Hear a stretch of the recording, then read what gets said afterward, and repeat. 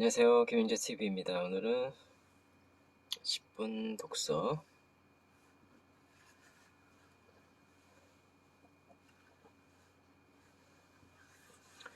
6일 약국 갑시다.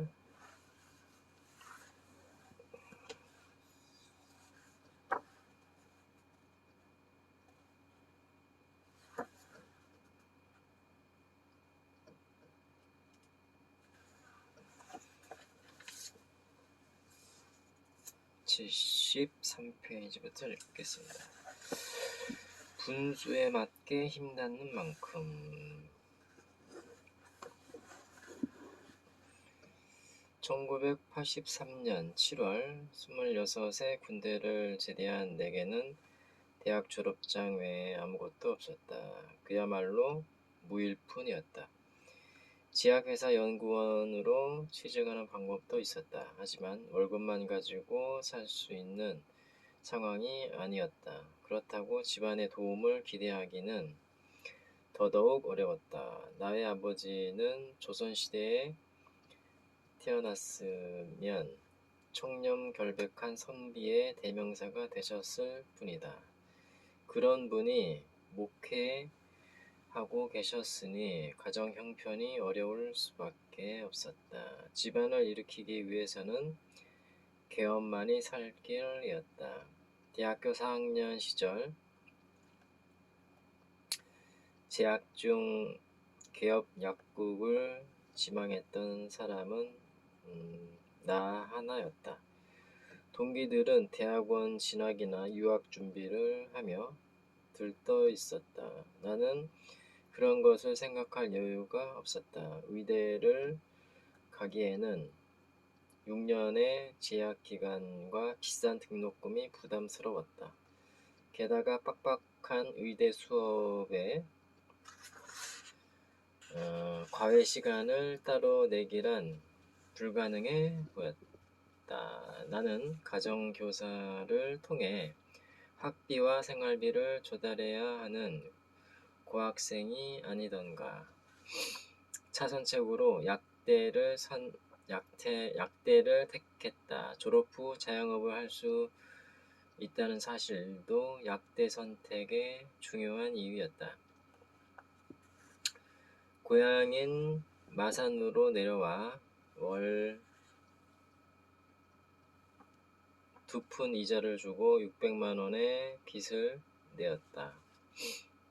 한정된 액수의 자리는 물론이요, 약품까지 준비해야 했으니 번화가는 꿈도 꿀 수 없었다.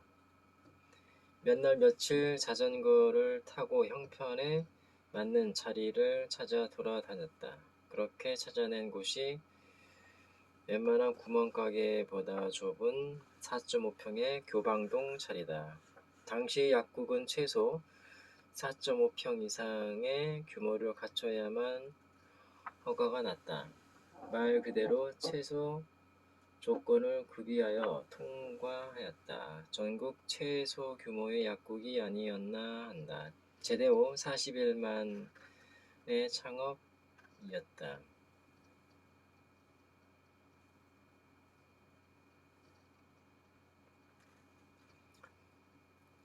보증금을 넣을 형편이 되지 않아 전액 월세로 약국을 시작했다. 처음 시작하는 사업이고 내 약국이었지만 인테리어는 생각할 수도 없었다.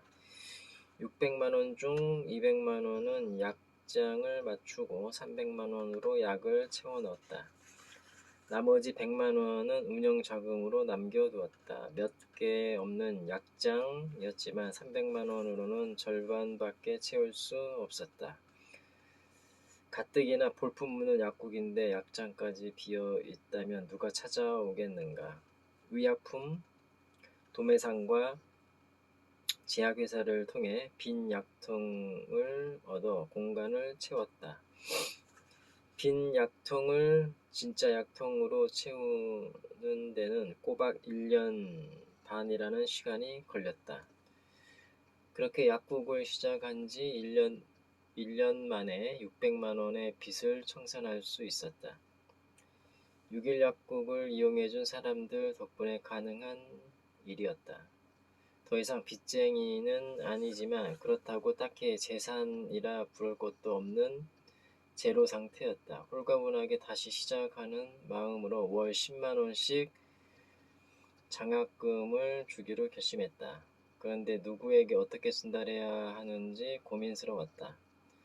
마침 친구의 장인어른이 교방초등학교 교장 선생님으로 계셨다.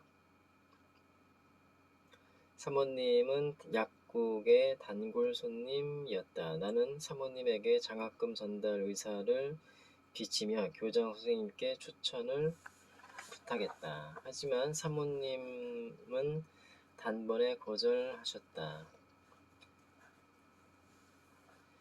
자넨 아직 멀었어. 빚 쪼까 없어지고 나니까 먹고 살만 하드냐?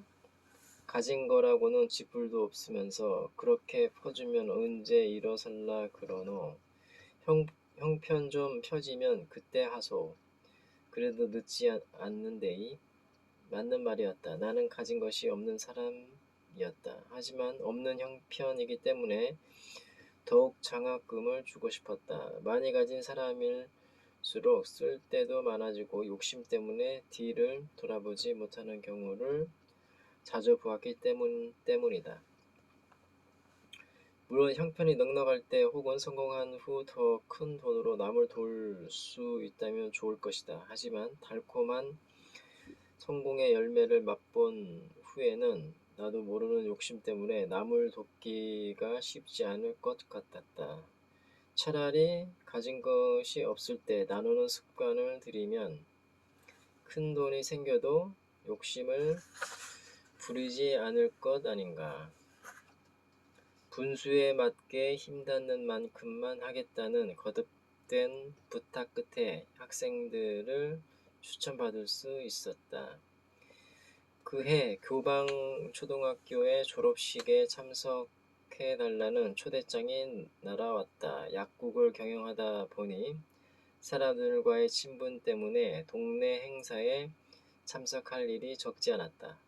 이 역시 같은 맥락의 초대장이라 생각했다. 졸업식 당일 학교를 찾아가 교장 선생님께 인사를 드리는데 뜻밖의 이야기를 듣게 되었다.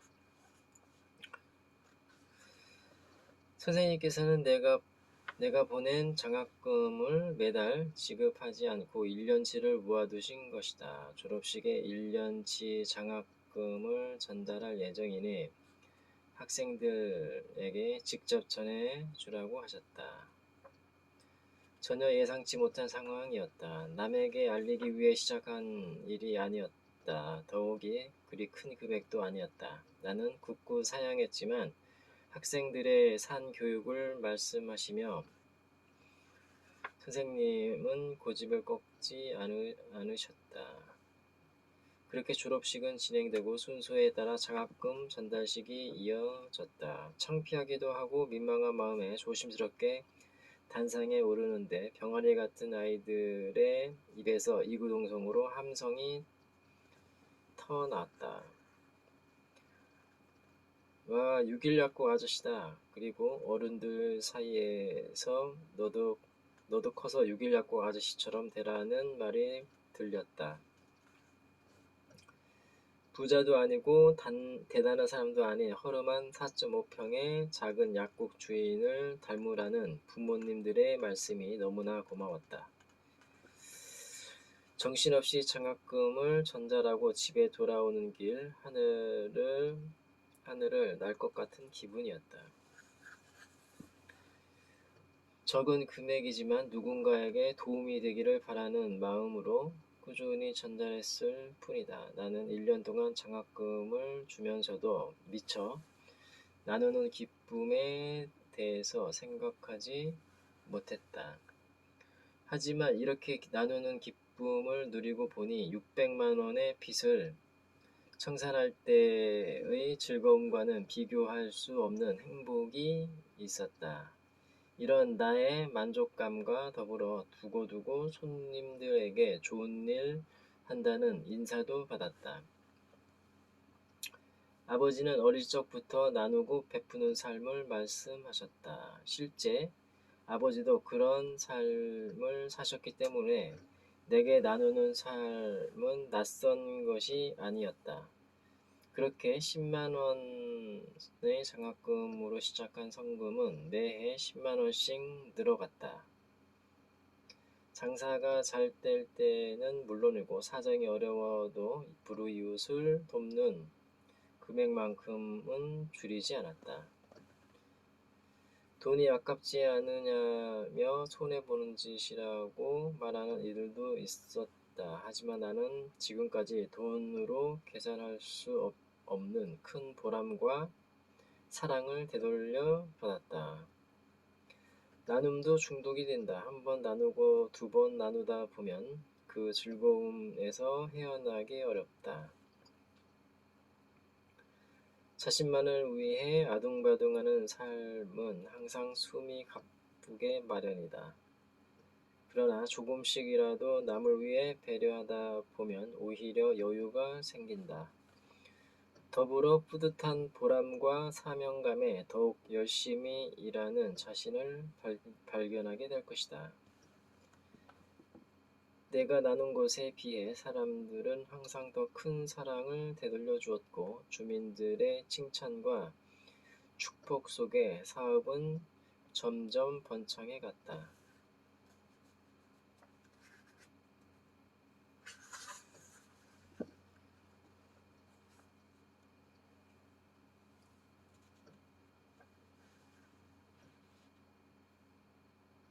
지는 약사라예 박사 아니라예.